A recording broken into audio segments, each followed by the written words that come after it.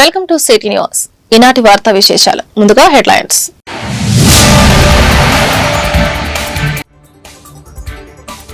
ఈ నెల 24 నుండి అసెంబ్లీ బడ్జెట్ సమావేశాలు 15 రోజుల పాటు కొనసాగనున్న శాసనసభ సమావేశాలు.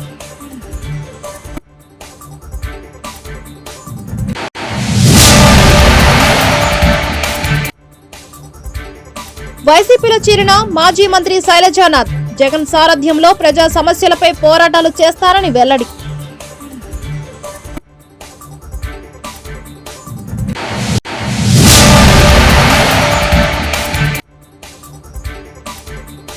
జగన్ కి పెద్దవాళ్లంటే గౌరవం లేదు. ఎన్నికలకు ముందు చేసిన 50,000 కోట్ల అప్పు ఏం చేశారో సమాధానం చెప్పాలి. మంత్రి గుమ్మడి సంధ్యారాణి వ్యాఖ్యలు. ఈ నెల 24 నుంచి ఏపీ అసెంబ్లీ బడ్జెట్ సమావేశాలు నిర్వహించనున్నారు. 24న ఉదయం ఉభయ సభలను ఉద్దేశించి గవర్నర్ ప్రసంగించనున్నారు. 28న 2025-26 ఆర్థిక సంవత్సరానికి బడ్జెట్ ప్రవేశపెట్టే అవకాశం ఉంది. 15 పని దినాలు అసెంబ్లీ సమావేశాలు నిర్వహించాలనే యోచనలో ప్రభుత్వం ఉంది. మొదటి రోజు బీఏసీ తర్వాత సభ ఎన్ని రోజులు జరపాలనే దానిపై నిర్ణయం తీసుకోనున్నారు. అసెంబ్లీ సమావేశాలకు మంత్రులు పూర్తి స్థాయి సబ్జెక్టుతో హాజరు కావాలని ఆదేశాలు జారీ అయ్యాయి. పెద్దవాళ్లంటే జగన్ కు ఏమాత్రం గౌరవం లేదని మంత్రి గుమ్మడి సంధ్యారాణి విమర్శించారు. మంగళగిరిలోని టీడీపీ కార్యాలయంలో నిర్వహించిన మీడియా సమావేశంలో ఆమె మాట్లాడారు. జగన్ ఏం మాట్లాడుతున్నారో ఆయనకైనా అర్థమవుతోందా? ఆయనకు మతి భ్రమించినట్లుగా ఉంది. ఏప్రిల్, మేలో 20,000 కోట్ల అప్పు చేశారు. వెంటనే ఎన్నికలు వచ్చాయి. ఆ డబ్బుతో ఏం చేశారో చెప్పాలి. తాడేపల్లి ప్యాలెస్ చుట్టూ కంచె వేసుకునేందుకు ఖర్చు పెట్టారా? వైసీపీ నేతలు నిధులన్నీ దారి మళ్లించి వాడేసుకున్న తిమింగలాలు. ఆఖరికి సర్పంచుల నిధులు కూడా దారి మళ్లించిన ఘనత జగన్ది అని సంధ్యారాణి మండిపడ్డారు. అబద్దాడులో ఆస్కార్ అవార్డు తీసుకున్న సైకో జగన్మోహన్ రెడ్డి నిన్న ఒక ప్రెస్ మీట్ పెట్టాడు. ఆయన ఆ ప్రెస్ మీట్ లో 2.0 అంట, అంటే యాక్చువల్ గా పిచ్చి జగన్మోహన్, సైకో జగన్మోహన్, దానిలో 2.0 జగన్మోహన్ అంటే ఒకసారి ఆలోచించండి. అంటే పిచ్చి ఏ రేంజ్ లో ఉంది, సైకో ఏ రేంజ్ లో ఉంది అనడానికి 2.0 సైకో జగన్మోహన్ రెడ్డి. ఇప్పుడు ఎందుకనంటే అతనే ఒప్పుకుంటున్నాడు, 5 సంవత్సరాలు నేను ఎవరిని కలవలేదు, 5 సంవత్సరాలు నేను ఎవరి ముఖం చూడలేదు, 5 సంవత్సరాలు కనీసం ప్రజాప్రతినిధులతో మాట్లాడలేదు, 5 సంవత్సరాలు కార్యకర్తలను పట్టించుకోలేదు, 5 సంవత్సరాలు కేవలం డబ్బులు దోచుకోవడంలోనే నేను దృష్టి పెట్టి ఉన్నాను. ఇప్పుడు అలా కాదు. ఇప్పుడు జగన్మోహన్ రెడ్డి 2.0 అంటే ఇంకా దోచుకోవడం ఎలాగో నేను మీకు చూపిస్తాను, కాబట్టి ఇప్పుడు అందరినీ కలుస్తాను అని చెప్తున్నాడు ఆయన. అసలు అతనికి నాకు తెలిసి మతి సరిగా పనిచేయదు. ఎందుకంటే ఆయన ఆత్మలతోని వాళ్ళ నాన్నతోని మాట్లాడుతూ ఉంటాడు. మనకి ఎప్పుడు తెలిసిన విషయం, ఎందుకంటే గత చాలా సంవత్సరాలుగా మనం వింటున్నాం, చూస్తున్నాం. అయితే ఆయనకి ఏంటంటే 4 సార్లు ముఖ్యమంత్రి చేసిన అభివృద్ధి సంక్షేమాన్ని 2 కళ్లు ముందుకు తీసుకెళ్తున్న పరిపాలనా దక్షుడిగా పేరు పొందిన శ్రీ గౌరవ ముఖ్యమంత్రి వర్యులు నారా చంద్రబాబు నాయుడు గారిని విమర్శిస్తున్నాను అని కూడా ఒంటి మీద తెలివి లేకుండా మతి భ్రమించి మాట్లాడుతున్న ఒక మనిషి, మానసికంగా పూర్తిగా జబ్బు పడిపోయిన మనిషి గురించి మాట్లాడాలంటే నాకు జాలేస్తుంది. యాక్చువల్ గా అసలు ఏమని మాట్లాడాలి అర్థం అవడం లేదు. ఎందుకనంటే ఆ పాపం ఆ మందులు పనిచేయడం లేదేమో నాకు చిన్న అనుమానం కూడా ఉంది. లండన్ లో తెచ్చుకునే మందులు పనిచేయడం లేదు. పోనీ సరే, ఇంక వేరే హాస్పిటల్కి వెళ్ళాలంటే డబ్బులు లేవేమో. కానీ నేను ఒక పని అయితే చేయగలుగుతాను. ఆయన కోసం రికమెండ్ చేసి సీఎం రిలీఫ్ ఫండ్ నుంచి కొంత డబ్బులు ఇప్పించే ఏర్పాటు చేస్తాను. కొంచెం మంచి డాక్టర్ దగ్గర చూపించుకుంటే బాగుంటుందని నేను అనుకుంటున్నాను. ఎందుకంటే పాపం వయసు కూడా చిన్నది అంటున్నాడు కదా. ఈ వయసులో పాపం పూర్తిగా మైండ్ పోయింది. మైండ్ పోవడం వల్ల ఆయన చేసిన అప్పులు మనం చేసినట్టుగా చూపిస్తూ ఆయన ఎవరితో మాట్లాడుతున్నాడో మనకు తెలియదు. ఎందుకంటే ఆయనకి యాక్చువల్ గా పెద్దలంటే గౌరవం ఉంటుందని మనం ఎప్పుడు అనుకోవడానికి కూడా లేదు. కారణం ఏంటంటే ఒక తండ్రి దాదాపు వయసు, అంటే రాజశేఖర రెడ్డి గారి వయసు, చంద్రబాబు నాయుడు గారి వయసు ఇంచుమించు ఒక వయసు ఉన్న తండ్రి లాంటి ఒక మనిషి మీద తండ్రి లాంటి అన్నా కూడా తప్పేనండో. ఎందుకంటే తండ్రి చనిపోతే అక్కడ ఆ శవాన్ని పెట్టుకొని దాని మీద పేలాలు ఏరుకొని అక్కడ రాజకీయం చేయాలనుకున్న మనిషి. కాబట్టి పెద్దవాళ్ళంటే గౌరవం ఉంటుందని నేను అనుకోను. అలాగే చిన్నాన్న, సొంత చిన్నాన్న అంటే తండ్రి తర్వాత తండ్రి, అలాంటి తండ్రిని చంపడంలో మహానుభావుడి పాత్ర ఎంత ఉందో అనేది వాళ్ళ చెల్లె సొంతంగా చెప్పింది. కాబట్టి ఆయనకి పెద్దలంటే భయం భక్తి ఉంటుందని గాని మనం ఎప్పుడైతే వైఎస్ జగన్మోహన్ రెడ్డి నాయకత్వంలోని పనిచేస్తూ ఎన్డీఏ ప్రభుత్వం అవలంబిస్తున్న ప్రజా వ్యతిరేక విధానాలను అడ్డుకుని ప్రజల పక్షాన పోరాడాలని నిర్ణయించుకున్నారని మాజీ మంత్రి సాకే శైలజానాథ్ అన్నారు. వైఎస్ జగన్ సమక్షంలో ఆయన వైఎస్ఆర్సీపీలోకి చేరారు. శైలజానాథ్ పాటు ఏఐసీసీ మెంబర్ అనంతపురం డీసీసీ మాజీ అధ్యక్షుడు ప్రతాప్ రెడ్డి కూడా చేరారు. వైఎస్ఆర్సీపీలో చేరిన అనంతరం శైలజానాథ్ మీడియాతో మాట్లాడారు. కూటమి ప్రభుత్వం సూపర్ 6 హామీలు అమలు చేయడం లేదని, మరోవైపు ప్రభుత్వం మెడికల్ కాలేజీలను నిర్వీర్యం చేయడం ద్వారా పేదలకు విద్య దూరం చేస్తున్నారని మండిపడ్డారు.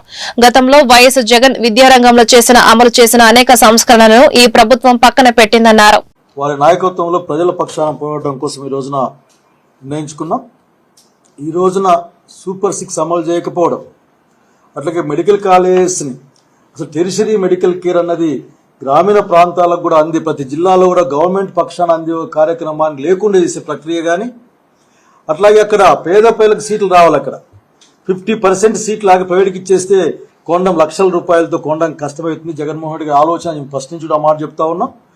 అట్లాగే ఎడ్యుకేషన్ మీద జగన్మోహన్ రెడ్డి గారు ఆ రోజున ఆ గవర్నమెంట్లో చేసిన అనేకమైన ఎడ్యుకేషన్ ఉంటే ముందుకెళ్తారనే ఒక భావనను కూడా ప్రజలకు తీసుకొచ్చిన టైంలో దీన్ని కూడా ఇంకో విధంగా ఆలోచించే కార్యక్రమాన్ని చూస్తూ ఉన్నాం. చివరికి రోడ్లు కూడా ప్రైవేట్ వాళ్ళ చేతుల్లో పెట్టి మన జేబుల్ని కాల్చే ప్రయత్నం చూస్తూ ఉన్నాం. అన్నిటికీ మించి నేను ఒక మాట చెప్పాలనుకుంటా ఉన్నాను. ఆ రోజున ఏదో ఇబ్బంది పడ్డామనుకుంటే అటువంటి ఇబ్బందికరమైన పరిస్థితులు లేకుండా చేయడం అనేది ప్రభుత్వ పక్షాన ఉండాలా. అట్లా కూడా కక్షపూరితమైన ధోరణి దేవుడికి మంచిది కాదు ఇది అన్న విషయాన్ని కూడా గుర్తు చేసుకుంటా ఉన్నాను. సో ఈ రోజున ప్రజల సంక్షేమానికి, రాష్ట్రం సంక్షేమానికి, రాష్ట్రం బలోపేతానికి కూటమి ప్రభుత్వం చాలా అన్యాయం చేస్తూ ఉందని నమ్ముతా ఉన్నాం. దాన్ని ఖచ్చితంగా ఎదుర్కోవడం కోసం అనంతపురం జిల్లాలో దాన్ని గట్టిగా పనిచేస్తాం. అట్లాగే రాయలసీమలో కూడా పనిచేస్తాం. ప్రత్యేకించి రాయలసీమ జిల్లాల్లో రైతుల యొక్క అక్కడ ఉన్న ప్రజల యొక్క కష్టాలని తీర్చడం కోసం మా వంతు కార్యక్రమాన్ని I told politics are not the business. ఇది వ్యాపారం కాదు. పాలిటిక్స్ అనే అంతిమ లక్ష్యం అనేది ప్రజల ఆ ప్రాంతం యొక్క సంక్షేమాన్ని ముడిపడి ఉంటుంది. సో ఈ టైంలో డైరెక్ట్గా ఎన్డీఏ ప్రభుత్వం అని చెప్పుకుంటున్నారు చంద్రబాబు నాయుడు గారు. నేను ఎన్డీఏ ప్రభుత్వం, బీజేపీ, జనసేన కూటమి ఎన్డీఏ అని చెప్పుకుంటున్నాను. సో ఎన్డీఏ ఆర్థిక విధానాలు కానీ, ప్రజా విధానాలు కానీ ప్రజలకు అనుకూలంగా ఉండవు, రాష్ట్రానికి అనుకూలంగా ఉండవు, ప్రజల సంక్షేమాన్ని దెబ్బతీస్తాయని నేను బలంగా నమ్ముతున్నాం. So this is the platform to work. At the same time ఎంత ఇబ్బంది వచ్చినా సరే మొక్కవోని ధైర్యంతో పనిచేసే నాయకత్వం కూడా కావాల్సిన అవసరం ఉంది. ఆ నాయకత్వం జగన్ రెడ్డి ద్వారా వస్తుందని బలంగా నమ్ముతా ఉన్నాం. So we work for that. At the same time రాయలసీమకు కూడా, మా ప్రాంతం రాయలసీమకు, మా జిల్లాకు కూడా అన్ని విధాల ఒక సహకారం కానీ అభివృద్ధి కానీ జరగడానికి జగన్మోహన్ రెడ్డి గారి యొక్క చొరవ, వారి యొక్క ఆలోచన ఉపయోగపడుతుంది బలంగా నమ్ముతా ఉన్నాం. So working bust today only the first day.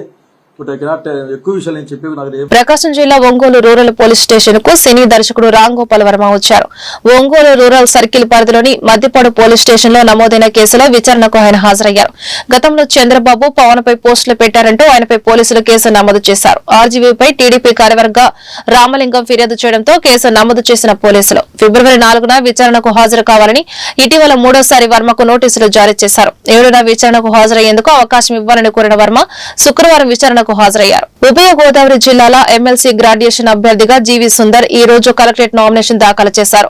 అనంతరం జీవీ సుందర్ సిటీ న్యూస్ తో మాట్లాడుతూ కొంతమంది అభ్యర్థులు కులం చూసి ఓటేయండి అంటూ దిశానిర్దేశం లేకుండా ఎమ్మెల్సీ అభ్యర్థులుగా పోటీ చేస్తున్నారని విమర్శించారు. మాజీ ఎంపీ హర్ష కుమార్ తనయుడుగా సుందర్ అనే నేను ఒక విజన్ తో పనిచేయడానికి ఎమ్మెల్సీ అభ్యర్థిగా పోటీ చేస్తున్నానని అన్నారు. నిరుద్యోగ సమస్యలతో పాటు వివిధ వర్గాల ప్రజల సమస్యలపై శాసన మండలిలో పోరాటం చేసేందుకు, అదేవిధంగా ఫలితం సాధించేందుకు తనకు మొదటి ప్రాధాన్య ఓటు వేసి గెలిపించుకోవాల్సిందిగా కోరారు.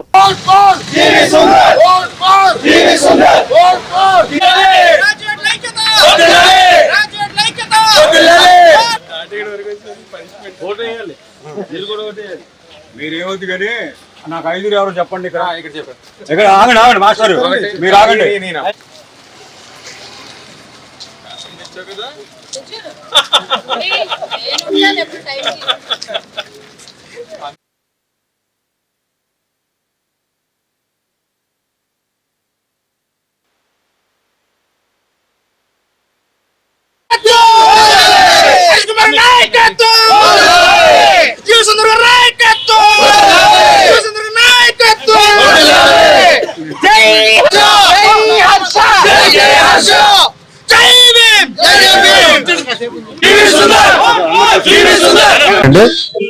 హర్ష్ కుమార్ గారు బలపరిచిన క్యాండిడేట్ జీవి హర్ష్ కుమార్ గారు అబ్బాయి. ఈస్ట్ వెస్ట్ గోదావరి గ్రాడ్యుయేట్ ఎమ్మెల్సీగా కంటెస్ట్ చేస్తున్నాను. ఇక్కడున్న గ్రాడ్యుయేట్ ప్రాబ్లమ్స్ ని, ఇక్కడున్న ప్రజల సమస్యల్ని కౌన్సిల్లో వినిపించడానికి వెళ్తున్నాను. అయితే పూర్తిగా నేను ప్రజలను కోరేది ఏంటంటే మీ మీడియా ద్వారా నా మేనిఫెస్టో చూడండి. ఇప్పుడున్న క్యాండిడేట్లు ఎవరికి కూడా మేనిఫెస్టో చేసుకునే గుండె ధైర్యం కూడా లేదు. ఒక ఆయన నా కులం చూసి ఓటేయండి అంటున్నాడు, ఇంకొక ఆయన నా పార్టీ చూసి ఓటేయండి అంటున్నాడు, ఇంకొక ఆయన నా యూనియన్ చూసి ఓటేయండి అంటున్నాడు.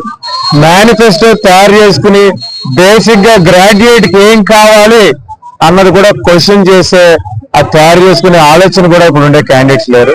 నా మేనిఫెస్టో చూడండి, నేను చాలా హోంవర్క్ చేసి తయారు చేసుకున్నాను. నాది గ్రాడ్యుయేట్ ఫ్రెండ్లీ మేనిఫెస్టో.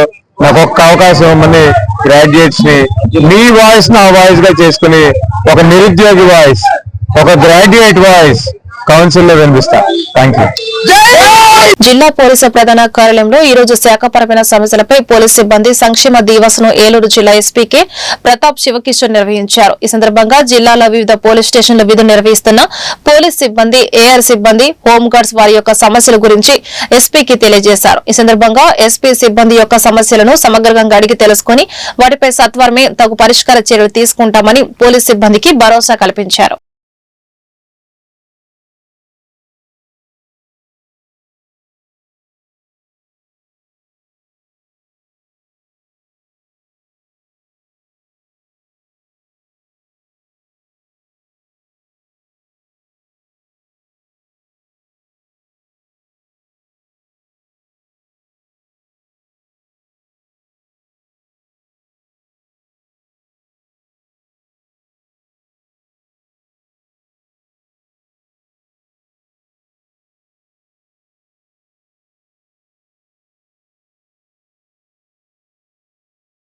దెందులూరు నియోజకవర్గం పెదవేగి మండలంలోని ముండూరు దళితవాడ శ్మశాన భూమికి రక్షణ కల్పించాలని ఆంధ్రప్రదేశ్ వ్యవసాయ కార్మిక సంఘం, ఆంధ్రప్రదేశ్ రైతు సంఘ ఆధ్వర్యంలో గ్రామంలోని ఆక్రమణకు గురైన దళితుల శ్మశాన భూమిని ఈ రోజు పరిశీలించారు. ఈ సందర్భంగా వ్యవసాయ కార్మిక సంఘం జిల్లా కార్యదర్శి పి రామకృష్ణ, రైతు సంఘం జిల్లా కార్యదర్శి కె శ్రీనివాసులు మాట్లాడుతూ పేదలు దళితులతో కలిసి భూమిని పరిశీలించామని, దళితులు కొన్ని సంవత్సరాలుగా వారు చనిపోయిన వారిని పూడ్చిపెట్టడం లేదా ఖననం చేసుకునే శ్మశాన భూములను అన్యక్రాంతం చేసి భూస్వాములు అక్రమంగా ఆక్రమించుకున్నారని దుయ్యబట్టారు. మినిస్టర్ గుండంగా పారాడి మన కమ్మూరే చూపించారు. వాళ్ళ సోదరుడు నందన ప్రసాద్, ఈ 4 అది 2 అండి, 6 ఎకరాలు. అటు 2 ఎకరాలు అవునండి. అటు కూడా ఆక్రమణ గురై అదే మొక్కలు వేసేసరికండి. అదే మొక్కలు వేసారు. అయితే మీరు సర్వే చేస్తే ఇలాగా 6 ఎకరాలు వస్తుంది. అవునండి. అవతల కట్ట ఉన్నదండి, అది సరిహద్దు. వాళ్ళేమి ఇటు పక్క రాలేదండి, అది అటువైపు అటే పక్క వాళ్ళు ఏమి రాలా. అప్పుడు కూడా కట్టవాలి కానీ కట్ట ఉండిపోయింది కాబట్టి రాలేదు. కె శ్రీనివాస్, ఆంధ్రప్రదేశ్ రైతు సంఘం ఏలూరు జిల్లా కార్యదర్శి. ఈరోజు పెదవేగి మండలం ముండూరులో ఇవాళ దళితుల శ్మశాన భూమి ఆక్రమణ గురైంది. గత అనేక సంవత్సరాలుగా మా శ్మశాన భూమి ఆక్రమణ గురైంది. మా భూమి ఏదైతే ఉన్నదో 6 ఎకరాల 28 సెంట్ల భూమిని మాకు అప్పగించండి అని చెప్పేసి వాళ్ళు దళితులు ఆందోళన చేస్తూ ఉన్నారు. అయితే ప్రభుత్వం ఏమాత్రం కూడా పట్టించుకోవడం లేదు. ఇది చాలా దుర్మార్గం అని చెప్పేసి మేము భావిస్తూ ఉన్నాం. ఎందుకంటే ఇవాళ నోరు లేని దళితుల శ్మశాన భూమిని ఆక్రమించడం అంటే ఇంతకంటే దారుణం ఏముందని చెప్పేసి అడుగుతా ఉన్నాం. ఇటీవల కాలంలో దళితుల మీద దాడులు కూడా పెరుగుతూ ఉన్నాయి ఈ గ్రామంలో. కాబట్టి ఈ దళితుల మీద దాడులు చేసే పరిస్థితి కూడా కనబడతా ఉంది. ఇది చాలా అన్యాయం అని చెప్పేసి కూడా భావిస్తా ఉన్నాం. కాబట్టి ప్రభుత్వం వెంటనే ప్రధానంగా జిల్లా కలెక్టర్ గారు, ఆర్డీఓ గారు, ఈ మండల తహసీల్దార్ గారు వెంటనే స్పందించి ఈ శ్మశాన భూమిని వెంటనే సర్వే చేసి ఆ భూమిని దళితులకి అప్పగించే విధంగా చర్యలు తీసుకోవాలి. ఈ శ్మశాన భూమిని ఇవాళ చూస్తామంటే ఏ డెవలప్మెంట్ ఇక్కడ కనబడట్లా. కాబట్టి శ్మశాన అభివృద్ధికి కూడా చర్యలు తీసుకోవాలి, ఫెన్సింగ్ వేయాలి. ఈ భూమి ఆక్రమణ గురి కాకుండా చర్యలు తీసుకోవాలి. సర్వే చేసి ఈ శ్మశాన భూమి ఆ గ్రామ దళితులకి వెంటనే అప్పగించే చర్యలు చేపట్టాలి. లేని పక్షంలో దళితుల్ని, పేదల్ని సమీకరించి ఈ శ్మశాన భూమి రక్షణ కోసం ఆందోళన పోరాటాలు చేస్తామని చెప్పి ఈ సందర్భంగా మేము తెలియజేస్తా ఉన్నాం. వ్యవసాయ కార్మిక సంఘం జిల్లా ప్రధాన కార్యదర్శి. ఈరోజు పెదవేగి మండలం మండూరు గ్రామంలో దళితుల యొక్క శ్మశాన భూమిని ఆక్రమణకు గురైంది. ఈ భూమిని దళితులకు సంబంధించినని ప్రభుత్వం ఇప్పటికే ప్రకటన చేసింది. దీని మీద గత 10-15 ఏళ్ల నుంచి ప్రాంతంలో ఉన్న దళితులు, పేదలు ఈ భూమి రక్షణ కోసం పోరాడుతున్నారు. అయినా సరే గత ప్రభుత్వానికి చేమకుట్టినట్టు లేదు. ఇప్పుడున్న ప్రభుత్వం అయినా ఈ భూమిని రక్షించాలనేది మేము వ్యవసాయ కార్మిక సంఘ, రైతు సంఘాలుగా ఈరోజు ఇక్కడ పర్యటన చేసి ఈ భూమిని పరిశీలన చేసి ఇది పేదలకు చెందిన భూమి అని మేము నిర్ధారణకు వస్తున్నాం. ఈ భూమిలో ఇప్పటికే దళితులు ఈ ప్రాంతంలో ఉన్న అందరికీ సంబంధించిన శ్మశాన భూమి ఇది.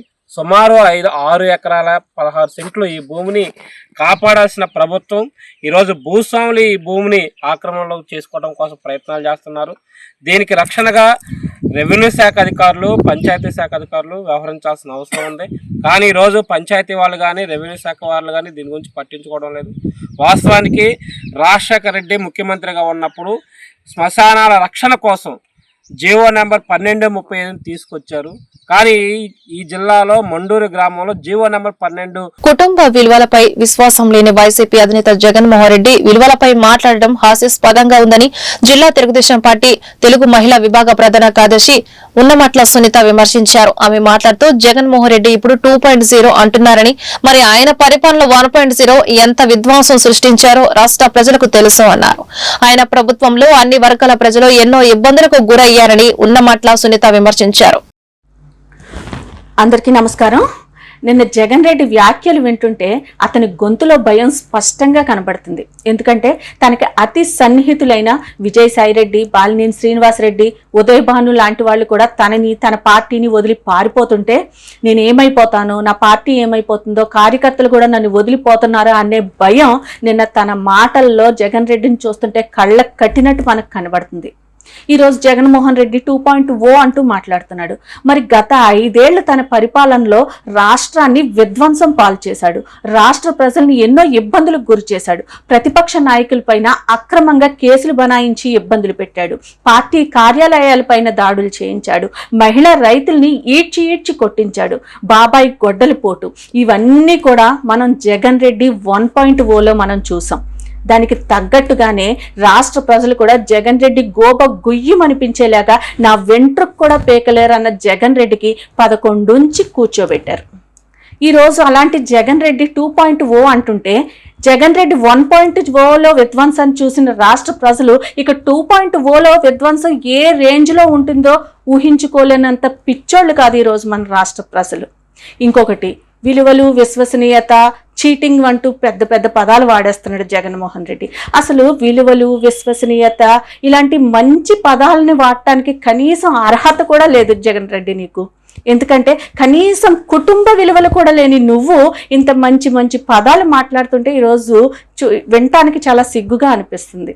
ఎందుకంటే నీ తల్లిని చీటింగ్ చేసావు, నీ చెల్లిని చీటింగ్ చేసావు, నీ బాబాయ్ కూతుర్ని చీటింగ్ చేసావు. ఈరోజు నీ సొంత చెల్లె రోడ్డెక్కి మా అన్న పెద్ద మోసగాడు, పెద్ద చీటర్ అంటూ గొంతు చించుకుని అరుస్తూ చెప్తుంది. 5 ఏళ్లు రాష్ట్ర ప్రజల్ని చీటింగ్ చేసావు. పోలవరం నిర్వాసితుల్ని R&R ప్యాకేజ్ 10 లక్షలు ఇస్తానని చెప్పి వాళ్ళని చీటింగ్ చేసావు. 33,000 ఎకరాల భూములు ఇచ్చిన రైతుల్ని చీటింగ్ చేసావు. ఉద్యోగస్తుల్ని చీటింగ్ చేసావు. ఫీజు రీఎంబర్స్మెంట్ అంటూ స్టూడెంట్స్ని చీటింగ్ చేసావు. మహిళా సాధికారత అంటూ 5 ఏళ్లు రాష్ట్రంలో మద్యం ఏరులై పారించి మహిళలు. ఉభయ గోదావరి జిల్లాల ఎమ్మెల్సీ గ్రాడ్యుయేషన్ ఎన్నికల సందర్భంగా ఈ రోజు ఏలూరు కలెక్టరేట్ లో జిల్లా కలెక్టర్ కు కాండ్రేగుల నరసింహ నామినేషన్ పత్రాలు దాఖలు చేశారు. అనంతరం కలెక్టరేట్ నుంచి బయటికి వచ్చిన నరసింహ సిటీ న్యూస్ తో మాట్లాడుతూ తాను గతంలో చాలా సార్లు ఎమ్మెల్సీ అభ్యర్థిగా పోటీ చేశారని తెలిపారు. అయితే ప్రస్తుతం చంద్రబాబు పాలనలో నిరుద్యోగులు, అన్ని వర్గాల ప్రజలు ఇబ్బందులు పడుతున్నారని తెలియజేశారు. కాండ్రేగుల నరసింహ అండి, నేను ఎక్స్ సర్పంచ్ గంటి పెదపూడి పీగనవరం మండలం అంబేద్కర్ కోనసీమ జిల్లా. నేను ఈ శాసన మండలికి పట్టభద్రుల నియోజకవర్గం నుంచి పోటీ చేస్తున్నాను. అయితే ఏంటంటే ఇక్కడ కోనసీమలో అంబేద్కర్ కోనసీమ జిల్లాలో చాలా సమస్యలు అయితే ఉన్నాయి. ఇతర రాష్ట్రాలు పుదుచ్చేరిలో ఆయిల్ తక్కువకి ఇస్తున్నారు. అయితే అక్కడ మన ఆయిల్ సహజ వనరులు దొరుకుతున్నా కానీ కూడా చాలా ఎక్కువ రేటుకి మనం కొనవలసి వస్తుంది. కాబట్టి దాన్ని అక్కడ మన ఆయిల్ మన సంపద మనకే ఉండాలన్న ఉద్దేశంతో ఒకటి. తర్వాత ఈ చంద్రబాబు నాయుడు సీఎం పట్టభద్రులు, టీచర్స్, స్థానిక సంస్థలు కూడా పోటీ చేశాను. 25 లక్షలు ఇస్తాను, విత్డ్రా చేయమని కూడా వచ్చారు. అటువంటి వాటికి నేను వెళ్ళలేదు. ఇందులో ఖచ్చితంగా నేను విజయం సాధిస్తాను. ఈ పట్టభద్రులు ఓటర్లందరూ నాకు ఓటేస్తారని నేను విశ్వసిస్తున్నాను. ఖచ్చితంగా ఈ శాసన మండలికి వెళ్తానని నమ్మకంతో నేను ఈ నామినేషన్ వేయడం జరిగింది. నా పేరు కాండ్రేగుల నరసింహ, అంబేద్కర్ కోనసీమ జిల్లా, గంటి పెదపూడి విలేజ్, మాజీ సర్పంచ్, గంటి. థ్యాంక్స్. ప్రస్తుతం జరుగుతున్న గ్రాడ్యుయేట్స్ ఎమ్మెల్సీ ఎన్నికల సందర్భంగా ఏలూరు కలెక్టరేట్ లో నామినేషన్ వేసే అభ్యర్థులు ఎన్నో ఇబ్బందులు పడుతున్నారని రాజమండ్రికి చెందిన సామాజిక కార్యకర్త జేటీ రామారావు ఆవేదన వ్యక్తం చేశారు. ఏలూరు నగరంలోని కలెక్టరేట్ ప్రాంతం వద్ద ఈ రోజు ఆయన మీడియాతో మాట్లాడారు. నామినేషన్ వేయడానికి కలెక్టరేట్ లో ఎలక్షన్ పై అవగాహన లేని సిబ్బంది ఉన్నారని ఆవేదన చెందారు. అవగాహన లేమి వల్ల అభ్యర్థులు నామినేటెడ్ పత్రాలపై సంతకాలు చేయడానికి ఎన్నో అవస్థలు ఎదుర్కొంటున్నారని తెలిపారు. ఆంధ్రప్రదేశ్ లో శాసన మండలి స్థానానికి సంబంధించి గ్రాడ్యుయేట్ ఎమ్మెల్సీ స్థానానికి ఎలక్షన్ కమిషన్ ఎన్నికల షెడ్యూల్ ప్రకటించేసి వచ్చిన అభ్యర్థుల అప్లికేషన్ తీసుకుని ఎల్లుండి రోజు చివరి రోజు సోమవారం రోజున టోకెన్ సిస్టమ్ ద్వారా అభ్యర్థుల నామినేషన్ వాళ్ళు సర్వే నెంబర్లు చదువుకున్న వాళ్ళు ఎలక్షన్ అఫిడవిట్ అవి ఎట్లా అలా అర్థం చేసుకోగలుగుతారు? ముందు వాళ్ళకే ట్రైనింగ్ లేదు. వాళ్ళే ట్రైనింగ్ లేకుండా వచ్చిన అభ్యర్థులే గందరగోళంలో వస్తున్నారు. వీళ్ళు ఏదో పోటీ చేయాలి, శాసన మండలికి పోవాలి, మా సమస్యలు పరిష్కరించాలని అభ్యర్థులు వస్తూ ఉన్నారు. అధికారులు గందరగోళంలో ఉన్నారు కాబట్టి ఈ సమస్యలు పరిష్కరించాలి. రేపు ఎల్లుండి సెలవని చెప్తా ఉన్నారు. ఎల్లుండి చివరి 10వ తేదీన నా అంచనా ప్రకారం సుమారు 30 నుంచి 40 అప్లికేషన్లు పడతాయి. వీళ్ళకి ఒక టోకెన్ సిస్టమ్ ఇచ్చి ఇద్దరిద్దరిని పంపించి ఈ అప్లికేషన్ అన్ని కూడా స్క్రూటినైజ్ చేసే విధంగా ఏ ఒక్కటి కూడా రిజెక్ట్ అవ్వకుండా ఉండే బాధ్యతగా అధికారులు తీసుకోవాలి. అభ్యర్థుల్లో అయోమయం ఉండొచ్చు, దాన్ని సంపూర్ణంగా మాకు వచ్చిన కలెక్టర్ గారు ఏమో వెట్రి సెల్వి తమిళియన్ ఆవిడ తమిళనాడు నుంచి వచ్చారు. ఇక్కడ ఉన్న అధికారులు ఏమో తెలుగు అధికారులుగా చాలా గందరగోళం ఉంది. ఇక్కడ నా ఉద్దేశం ఏంటంటే ఏ ఒక్క నామినేషన్ కూడా రిజెక్ట్ అవ్వకుండా ఉండే విధంగా అధికారులు చర్యలు తీసుకోవాల్సిన అవసరం అయితే ఉంది. దీనికి అవసరమైతే కసరత్తు చేయండి. రేపు ఎల్లుండి కూడా సుప్రీంకోర్టు ఇటీవల జారీ చేసిన ఆదేశాలపై కేంద్ర ప్రభుత్వం తక్షణమే జోక్యం చేసుకుని కొల్లేరు ప్రాంత ప్రజలకు న్యాయం చేయాలని కేంద్ర పర్యావరణ, అటవీ, వాతావరణ మార్పుల మంత్రిత్వ శాఖ మంత్రి భూపేంద్ర యాదవ్ కు ఏలూరు పార్లమెంటు సభ్యులు పుట్టా మహేష్ కుమార్ విజ్ఞప్తి చేశారు. ఢిల్లీలోని ఇందిరా పర్యావరణ భవనంలో కేంద్ర మంత్రిని కలిసి వినతి పత్రం అందజేశారు.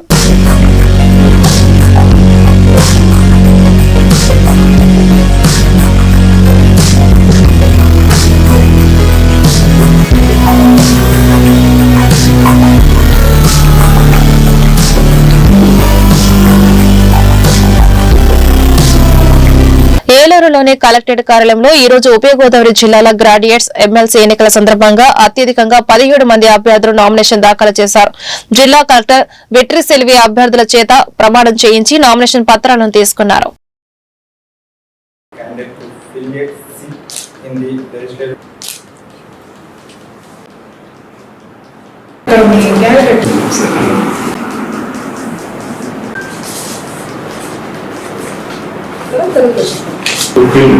A seat in the Legislative Council of East West Godavari Graduates Constituency to swear in the name of God.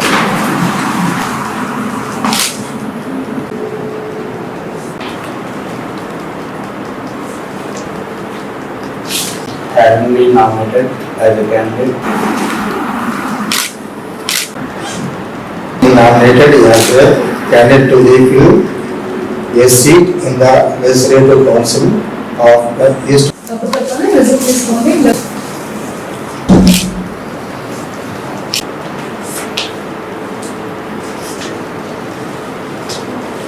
Yes,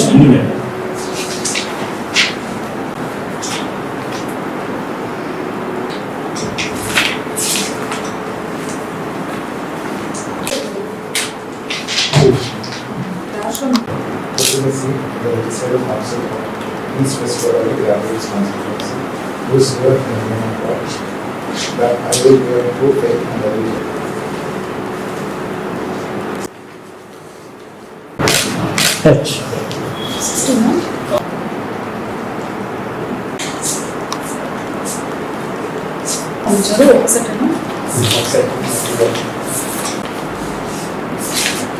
I, Dr. Govindaraju,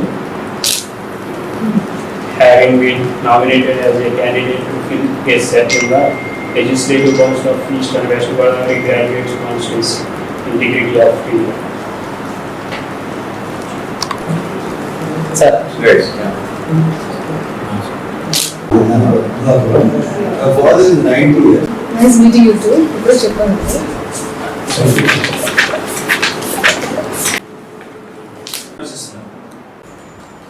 నేను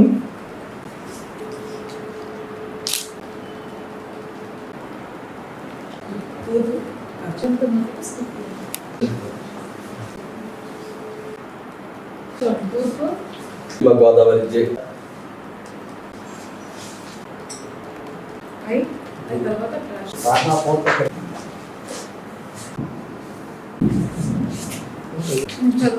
తూర్పు పశ్చిమ గోదావరి పటాభద్రుల నియోజకవర్గం నుండి చింతలపూడి పట్టణంలో ఆర్ఎఫ్ఎస్ స్వచ్ఛంద సేవా సంస్థ ఆధ్వర్యంలో ఉన్న అనేక మంది వృద్ధులకు, అనాథలకు, వికలాంగులకు భోజనం పంపిణీ చేయడం జరిగింది. చింతలపూడి పట్టణానికి చెందిన కలంగి శాసన్ పుట్టినరోజు వేడుకలు ఘనంగా జరిగాయి. ఆర్ఎఫ్ఎస్ అధినేత రవి మాట్లాడుతూ కరోనా టైంలో నిత్యావసర వస్తువుల దగ్గర నుండి ప్రతి కుటుంబానికి అనేక సేవా కార్యక్రమాలు చేసిన శాంసన్ గారి పుట్టినరోజు వేడుకలు చేయడం గొప్పగా ఉందని అన్నారు. అనంతరం స్థానిక ఎంపీపీఎస్ పాఠశాలలో చదువుతున్న పిల్లలకు, అనాథ పిల్లలకు కేక్, స్నాక్స్ పంచామని అన్నారు. ఈ కార్యక్రమంలో రవితో పాటుగా మల్లేష్ టీం సభ్యులు పాల్గొన్నారు. అక్కడ రావట్లేదా?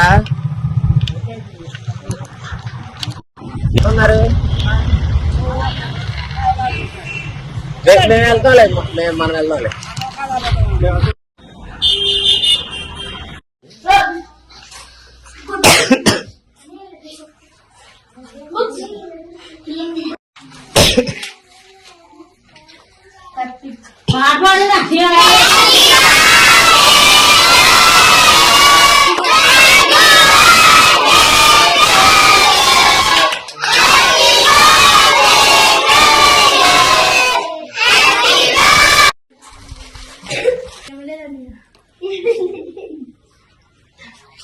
నీ పేరేంటమ్మా?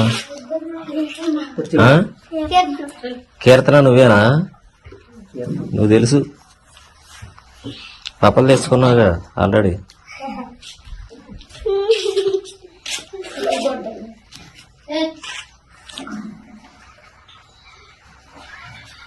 ఎటు వెళ్తున్నారు ఇవాళ మీరు ప్రోగ్రామ్? మీటింగ్స్ అని ఉన్నాయి ఏంటి?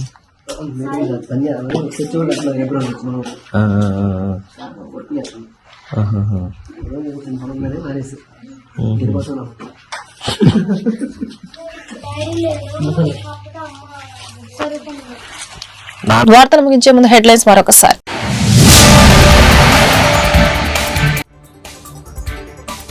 ఈ నెల 24 నుండి అసెంబ్లీ బడ్జెట్ సమావేశాలు. 15 రోజుల పాటు కొనసాగనున్న శాసనసభ సమావేశాలు.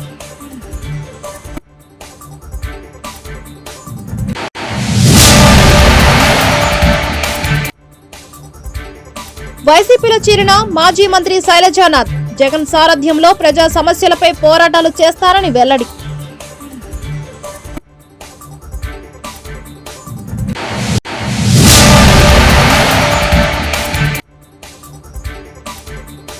జగన్ కి పెద్దవాళ్లంటే గౌరవం లేదు. ఎన్నికలకు ముందు చేసిన 50,000 కోట్ల అప్పు ఏం చేశారో సమాధానం చెప్పాలి. మంత్రి గుమ్మడి సంధ్యారాణి వ్యాఖ్యలు.